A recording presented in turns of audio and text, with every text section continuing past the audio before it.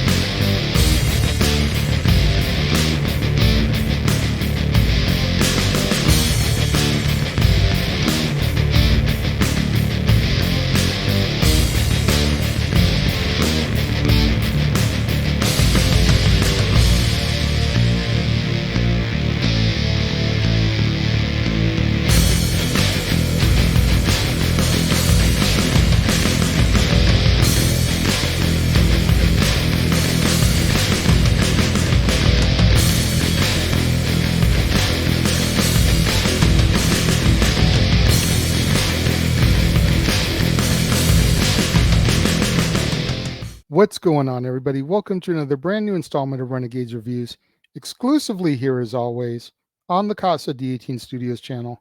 I, of course, am your host, the Renegade JJ Williams, and it's time to kick off another week full of movies set in school here on Renegades Reviews, and we're taking it back to the 80s this week, starting things off with Fast Times at Ridgemont High, starring Judge Reinhold, Jennifer Jason Leigh, Brian Backer, Robert Romanus, Phoebe Cates, Sean Penn, Forrest Whitaker, Eric Stoltz, and Nicholas Coppola, better known as Nicolas Cage.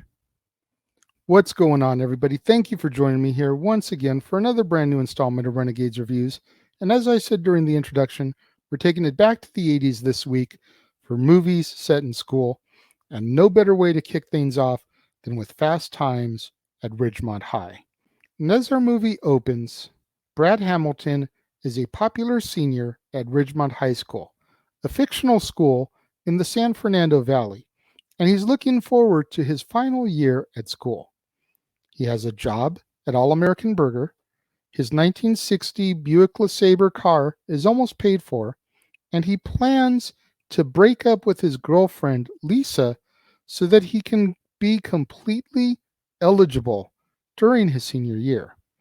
However, his perfect life is threatened after an exchange with an obnoxious customer results in his being fired from All American Burger.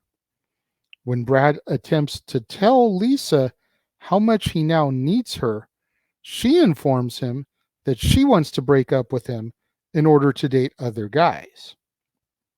Brad ends up getting a job at Captain Hook Fish and Chips, but he quits in humiliation when a beautiful older woman laughs at him while he's making a delivery while wearing his pirate costume. Now, Brad's sister, Stacy, is a 15-year-old freshman as well as a virgin. She works at a pizza parlor at the Ridgemont Mall alongside her outspoken older friend, Linda Barrett. One night at work, Stacy takes an order from Ron Johnson, a 26-year-old stereo salesman, who asks her out after she tells him that she is 19 years old. She later sneaks out of her house for a date with him and loses her virginity to him that night in the dugout of a baseball field. When she tells Linda about the experience and how much it hurt, Linda offers some advice to Stacy on the matter, as she often does, being the more worldly and experienced of the two females. Meanwhile, Mike Damone is a smooth talker who earns money by taking spot bets and scalping concert tickets, and he kind of fancies himself a worldly ladies' man. His shy but amiable best friend, Mark Ratner, works as an usher at the movie theater across from the pizza parlor at the mall.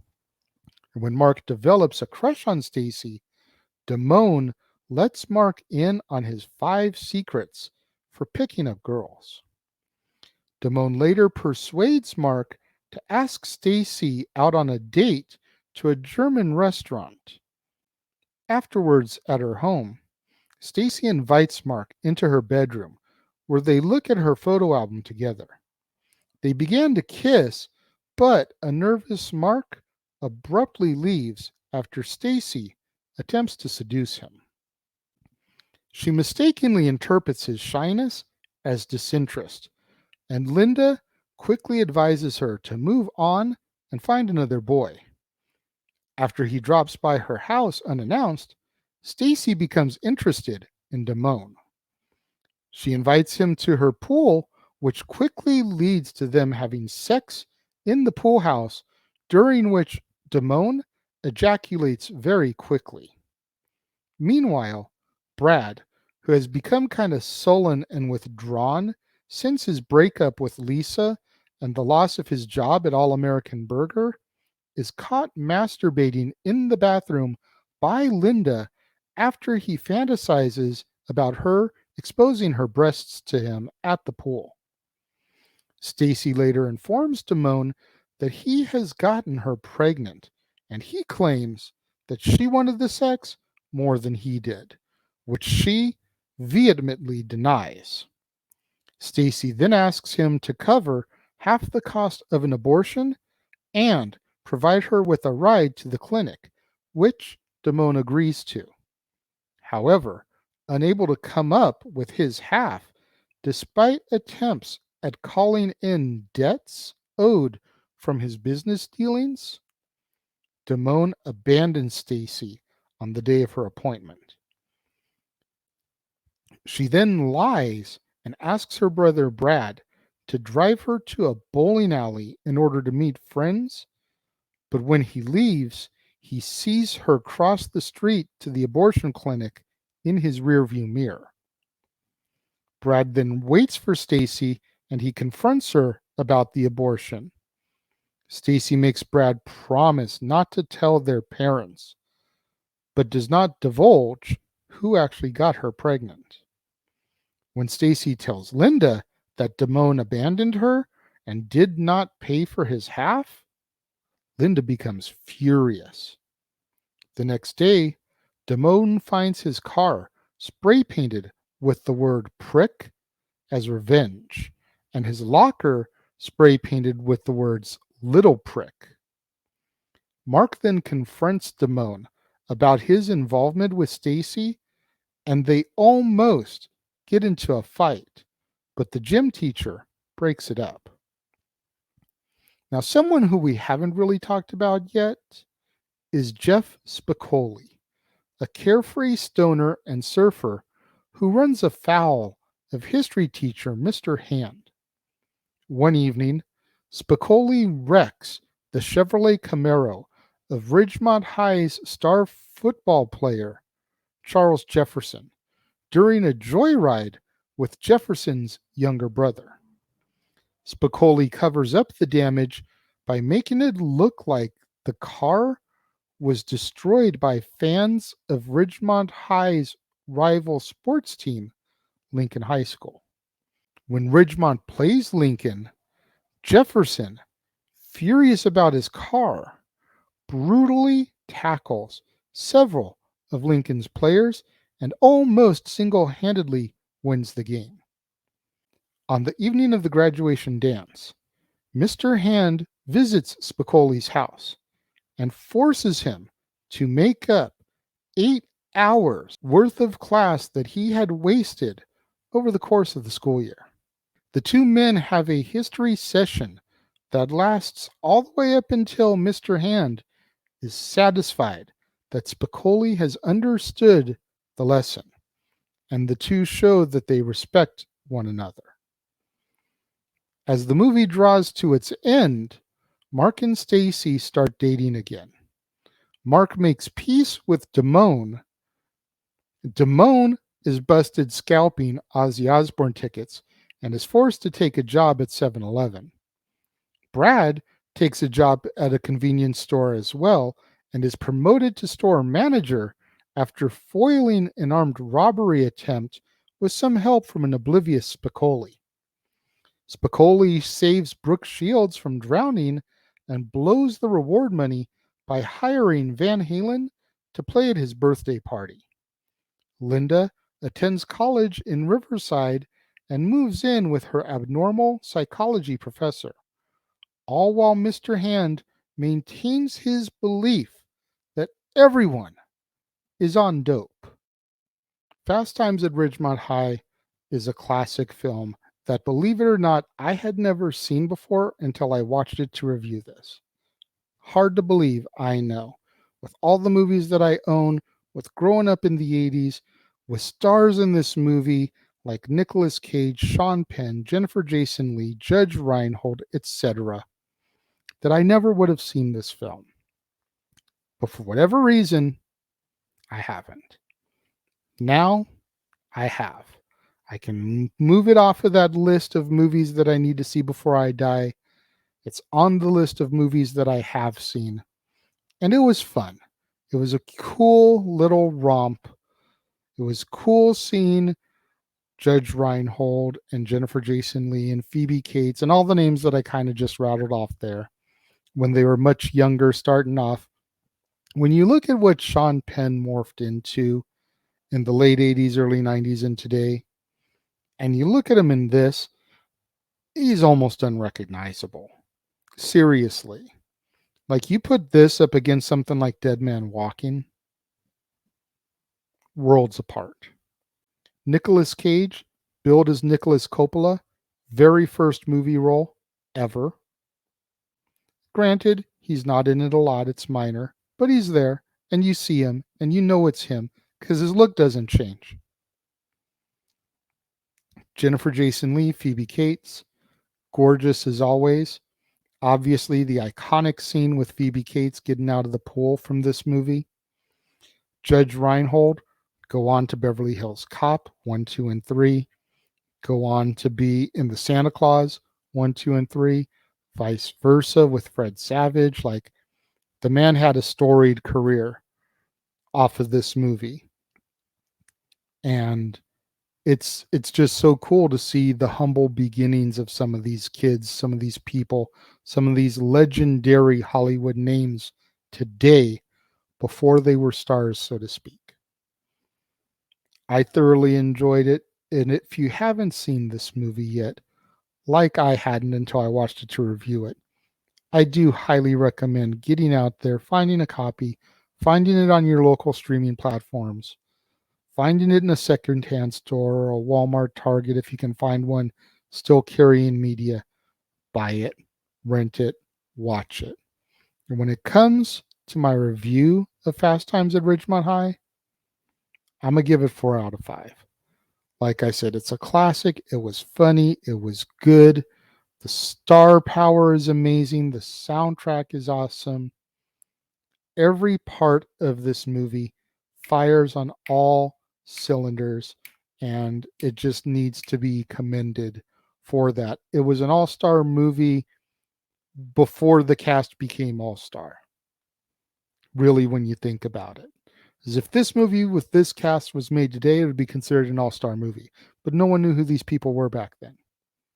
It was an all-star movie before they became all-stars. Do you agree with me? Let me know. Talk to me about this movie. Let's have that discussion. If you're watching the premiere, leave your thoughts and comments over here. If you're watching on demand later in the day, leave your thoughts and comments down here. But let's engage over this film. Let's converse. Let's discuss, debate. Let's talk about it.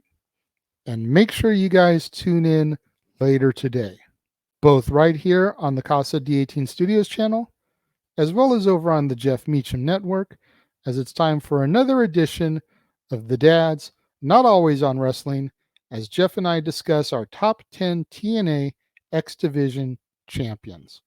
Again, Jeff and I didn't really follow TNA Impact Wrestling post the Hogan era, so we'll say circa 2012, 2013. So virtually none of those X Division champions are going to be covered. It's basically going to be us discussing the champions from 2002 and the title's inception till about 2012, 2013.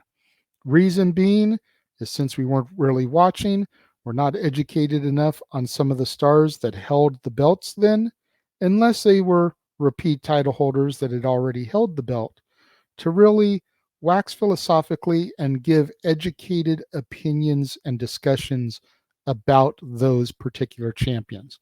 So we're sticking to the wheelhouse that we know.